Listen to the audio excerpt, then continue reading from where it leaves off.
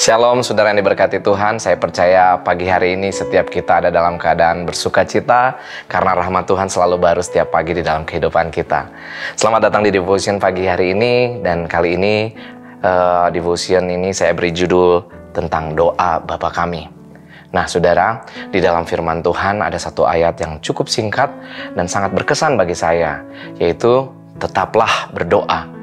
Nah, kalau firman Tuhan sendiri menjelaskan kepada kita bahwa apapun keadaan kita tetap harus berdoa, ya itu menggambarkan betapa pentingnya doa dalam kehidupan kita sebagai orang percaya. Nah, saudara, saya sangat tertarik dengan doa Bapa kami, di mana doa ini merupakan doa yang Tuhan Yesus sendiri yang mengajarkan bagi setiap kita. Nah, kita akan membahas mengenai doa ini. Kata yang pertama, ada 6 bagian dari doa Bapa kami ini ya. Yang pertama, Bapa kami yang di surga.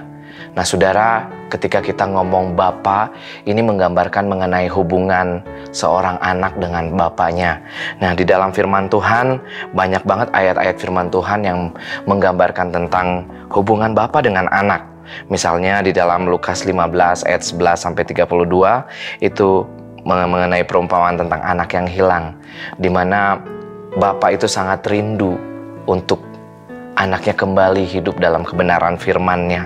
Nah, ketika kita berdoa, kita ngomong Bapa, itu merupakan sebuah kedekatan secara emosional, ada hubungan yang dalam di dalam ungkapan kata Bapa itu. Nah, seperti di dalam Lukas 11 ayat 11 juga firman Tuhan berkata, Bapa manakah di antara kamu jika anaknya minta ikan daripadanya akan memberikan ular kepada anaknya itu ganti ikan. Jadi kita bisa membayangkan betapa seorang Bapa itu betul-betul mengasihi anaknya. Bahkan firman Tuhan juga mengatakan bahwa kita seperti biji mata Allah. Ya. Di dalam Galatia 4 ayat 6 juga firman Tuhan berkata, dan karena kamu adalah anak, maka Allah telah menyuruh roh anaknya ke dalam hati kita yang berseru, ya Aba, ya Bapa. Tuhan melayakkan setiap kita, Tuhan mengangkat kita menjadi anaknya karena kasih-Nya yang besar kepada kita. Seperti di dalam Yohanes 1 ayat 12 firman Tuhan juga berkata, tetapi semua orang yang menerima Tuhan, diberinya kuasa supaya menjadi anak-anak Allah, yaitu mereka yang percaya di dalam nama-Nya. Jadi kita ketika percaya kepada Tuhan, Tuhan adalah Bapa kita. Ketika kita berdoa, Bapa kami yang ada di surga, itu kita betul-betul berkomunikasi dengan Bapa kita yang sejati.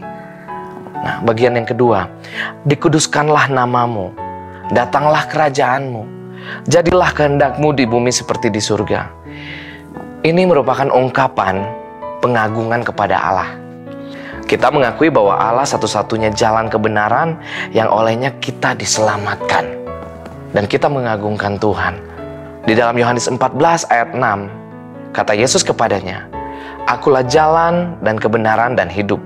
Tidak ada seorang pun yang datang kepada Bapa kalau tidak melalui Aku.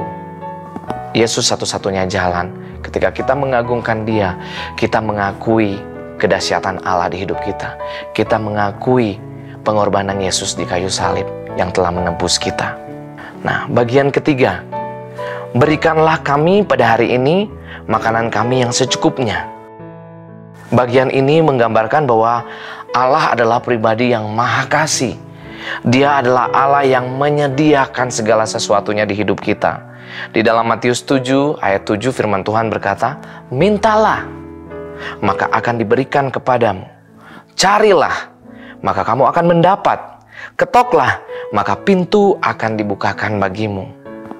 Nah, di dalam Ayub 11 ayat 7 sampai 9 juga firman Tuhan berkata, dapatkah engkau memahami hakikat Allah, menyelami batas-batas kekuasaan yang maha kuasa? Tingginya seperti langit, apa yang dapat kau lakukan? Dalamnya melebihi dunia orang mati, apa yang dapat kau ketahui? Ayat 9, lebih panjang daripada bumi ukurannya, dan lebih luas daripada samudra.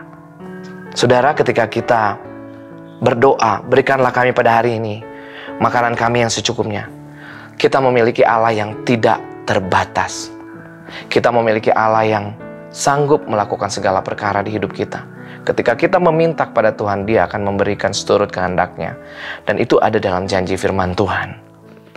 Bagian keempat dari doa ini, ampunilah kami akan kesalahan kami, seperti kami juga mengampuni orang yang bersalah kepada kami.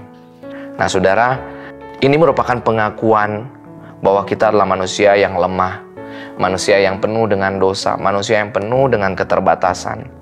Di dalam Roma 3 ayat 23, firman Tuhan berkata, karena semua orang telah berbuat dosa dan telah kehilangan kemuliaan Allah. Jadi setiap kita harusnya layak untuk dihukum. Tapi oleh karena pengorbanan Tuhan, kita dilayakkan untuk menjadi anak-anak Allah. Dan saudara, ketika kita mengampuni orang yang bersalah kepada kita, Tuhan pun mengampuni kesalahan kita.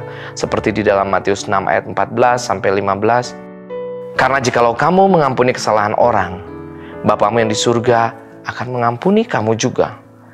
Tetapi jika kamu tidak mengampuni orang, Bapamu juga tidak akan mengampuni kesalahanmu. Saya punya pengalaman pribadi mengenai hal ini. Nah, dalam hal mengampuni, dulunya saya susah banget ngampunin orang. Ya, kayaknya kalau orang berbuat salah sama saya tuh diingat terus. Sampai nggak bisa ingat hal yang baik dari orang tersebut. Nah, yang saya ingat tuh hal-hal yang buruk yang pernah dilakukan. Nah, sampai suatu saat, saya tuh paling susah mengampuni kakak saya yang paling tua. Kakak saya yang tertua. Nah, kami berantem dan sebagainya, dan akhirnya ya meskipun saya menjadi seorang worship leader waktu itu awal-awal di ICC, saya bisa menyembah Tuhan, mengagungkan Tuhan, angkat tangan, mengajak jemaat, memuji Tuhan dan sebagainya. Tapi sesungguhnya saya juga di dalam hati saya belum mengampuni kakak saya ini. Sampai suatu saat dalam sebuah retreat ICC, waktu itu ada pembasuhan kaki. Nah, waktu pembasuhan kaki itu Pastor Chandra membasuh kaki setiap volunteers pada saat itu. Dan di situ Roh Tuhan berbicara kepada saya, memampukan saya untuk bisa mengampuni kesalahan kakak saya. Dan saudara, waktu saya melepaskan pengampunan, ada sesuatu beban yang dilepaskan dari hidup saya. Dan semenjak saat itu, saya lebih mudah untuk bisa mengampuni orang lain. Dan bahkan lebih cuek kadang ketika orang melakukan kesalahan kepada saya. Jadi saudara, kita butuh untuk meminta pertolongan Tuhan agar kita dimampukan untuk bisa mengampuni orang lain yang bersalah kepada kita. Bagian kelima dari doa Bapa kami ini, dan janganlah membawa kami ke dalam pencobaan, tetapi lepaskanlah kami daripada yang jahat. Tuhan berkuasa memulihkan keadaan kita. Tuhan sanggup mengubah setiap kelemahan kita. Mungkin engkau bergumul dengan sesuatu hal yang berat di hidupmu, sesuatu hal yang engkau anggap engkau nggak bisa melalui hal itu. Ya, mungkin engkau bergumul, rasanya nggak mungkin lagi untuk bisa berubah lebih baik. Tuhan sanggup melepaskan kita daripada segala yang jahat. Karena firman Tuhan pun berkata, tetapi lepaskanlah kami daripada yang jahat. Seperti di dalam Yesaya 42 ayat 3. Bulu yang patah terkulai tidak akan diputuskannya, dan sumbu yang pudar nyalanya tidak akan dipadamkannya. Tetapi dengan setia ia akan menyatakan hukum. Tuhan sanggup mengubahkan setiap kelemahan kita untuk kemuliaan nama Tuhan. Bagian terakhir dari doa Bapa kami ini, bagian ke-6. Karena Engkaulah yang empunya kerajaan dan kuasa dan kemuliaan sampai selama-lamanya. Amin. Bagian ini menunjukkan kemahakuasaan Allah, kemahabesaran Allah. Dia Allah yang berdaulat penuh atas segala ciptaannya, atas saudara dan saya. Seperti di dalam Mazmur 50 ayat 12b. Sebab punyakulah dunia dan segala isinya. Tuhanlah pemilik segala sesuatunya. Dan hidup kita adalah milik Kristus. Mari kita satu dalam doa. Terima kasih Tuhan buat firman-Mu pagi hari ini. Biarlah firman ini menjadi pelita bagi kaki kami dan terang bagi jalan kami Tuhan. Biarlah hanya nama-Mu yang ditinggikan, dimuliakan Tuhan. Biarlah setiap kami tetap berdoa dalam setiap keadaan hidup kami, dalam setiap musim di hidup kami Tuhan. Kami tetap memiliki komunikasi yang baik dengan Engkau Tuhan. Terpujilah nama-Mu Tuhan. Terima kasih buat doa Bapa kami yang sudah Engkau ajarkan kepada kami Tuhan. We love you Lord. Terima kasih Bapa. Di dalam nama-Mu Yesus Kristus, Tuhan Juru Selamat kami. Kami telah berdoa dan mengucap syukur. Haleluya, amin.